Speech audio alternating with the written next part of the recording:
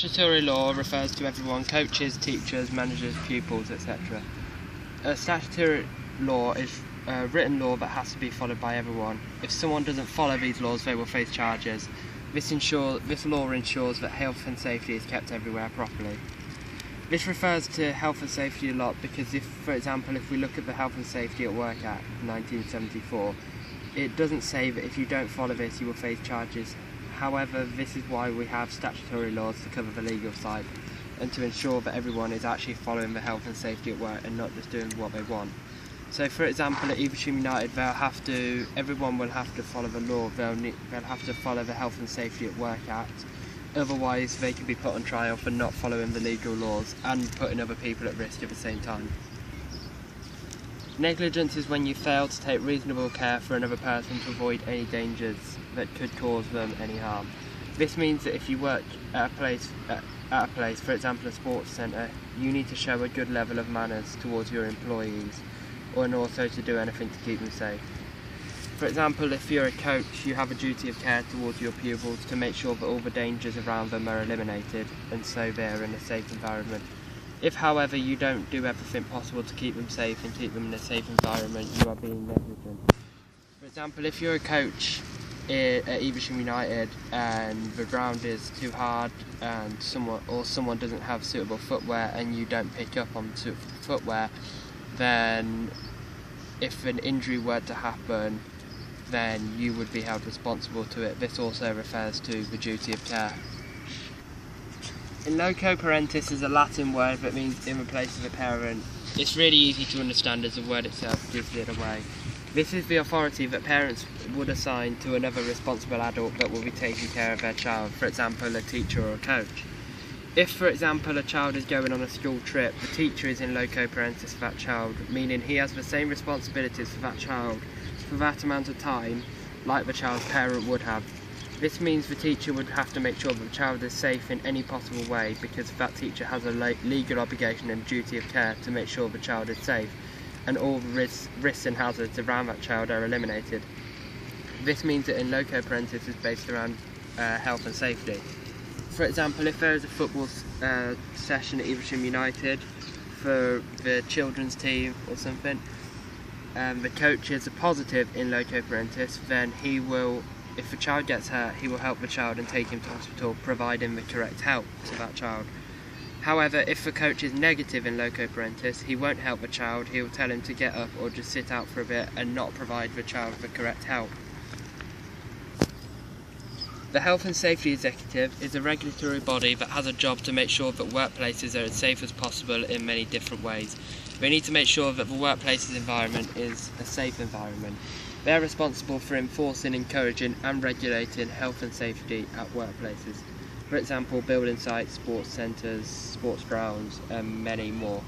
They do this job all around the UK. They also look into industrial major and minor accidents so they can find a solution to prevent future situations like ones in the past from happening again. Regarding to health and safety, the HSE has an uncountable number of responsibilities in all types of areas. For example, here are some of the responsibilities that HSE take care of to make sure we work in a safe environment. They take care of building sites, farms, factories, nuclear installations, schools, colleges, fairgrounds and many, many more. The Health and Safety First Aid Regulations of 1981 require employees to provide adequate and appropriate equipment, facilities and personnel to ensure their employees receive immediate attention if they are injured or taken ill at work. These regulations apply to all workplaces, including those with less than 5 employees and to the self-employed. What is adequate and appropriate will depend on the circumstances in the workplace. This includes whether trained first aiders are needed, what should be included in a first aid box, and if a first aid room is required. Employers should carry out an assessment of first aid needs to determine what to provide. The regulations do not place a legal duty on employers to make first aid provision for non-employees, such as public or children's schools.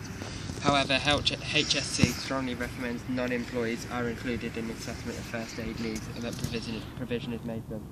So for example at Evesham United they will have to make sure every employee is trained in first aid and that they meet the circumstances of what is adequate and appropriate for each injury in the workplace. It's not recording, is it? All employees and employers have a duty of care towards other people wherever there is a potential risk or danger. The duty of care is a legal obligation to anyone, for example, coaches, teachers. If they have a group of people, students to take care of, they have a legal obligation to eliminate all the dangers and risks around so that people can be in a safe environment and so that no one can get hurt. If, for example, in a sports centre there is a football session, the sports hall is not dried properly and a child slips and hurts himself, the coach could be sued for negligence. This is because it is the coach's duty of care to make sure the kids will be playing in a safe environment and not somewhere where they could potentially get injured. For example, the same could happen if a coach hasn't checked the ground properly, the pitches properly at Evesham United. Higher duty of care is very similar, however duty of care refers to a legal obligation to one person, for example a coach or a teacher, to ensure safety of their class or group. However, if a coach or a teacher has a duty of care, then the headmaster or, for example, manager of the school or sports centre has a higher duty of care to ensure health and safety to the teacher and pupils.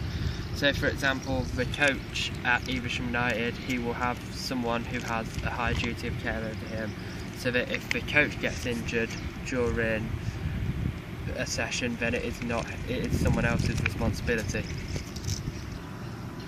Civil law relates to health and safety drastically. For example, in 1980, an incident happened where a pupil used an unattended trampoline in an unlocked sports hall and fell off it and became paralysed. Civil actions began to rise against the council to request for a civil law to be created here so that accidents like these never happen again. These relate to our sporting environment because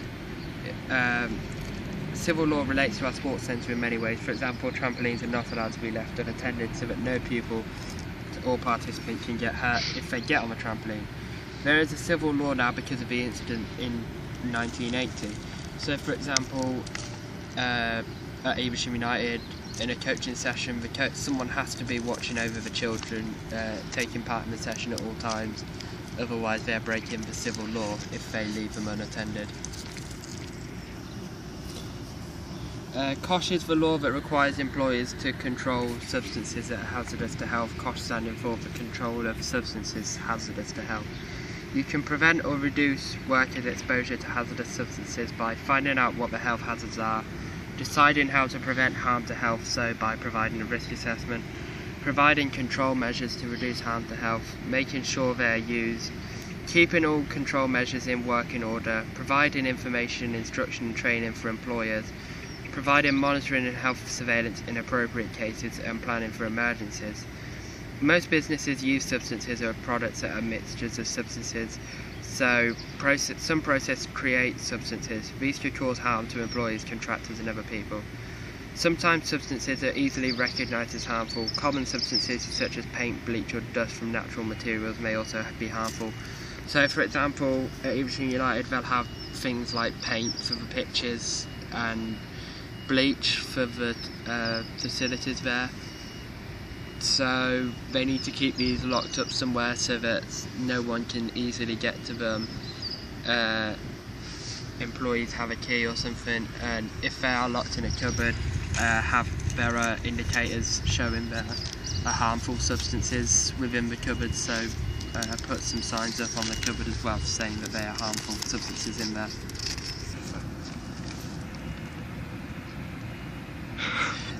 You record it? Case law is a law that is created by a judge based around previous laws and based around interpretations of a chosen case. When the judge makes a decision, a successive law is created to prevent the case from being a problem.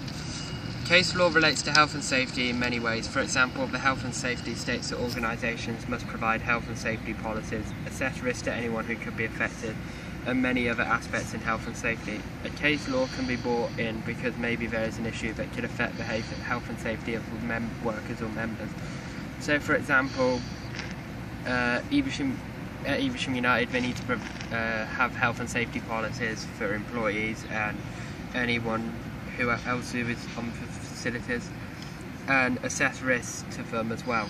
So, if they do notice a risk, they need to point it out and see what they can do about it.